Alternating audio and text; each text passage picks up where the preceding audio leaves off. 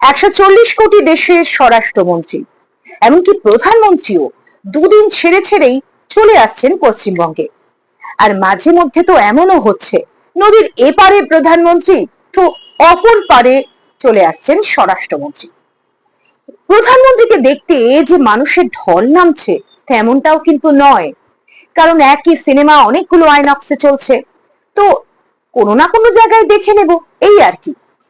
কিন্তু এও বেশ মজার বিষয় হচ্ছে, প্রধানমন্ত্রী দিদি দিদি বলে মুখ্যমন্ত্রীকে নিয়ে ঠাট্টা করছেন, আর মুখ্যমন্ত্রী প্রধানমন্ত্রীর উচ্চারণ নিয়ে খিল্লি করছেন, তুনার বাংলা। আর স্বরাষ্ট্রমন্ত্রীকে বলছেন হুদুল কুতকুত।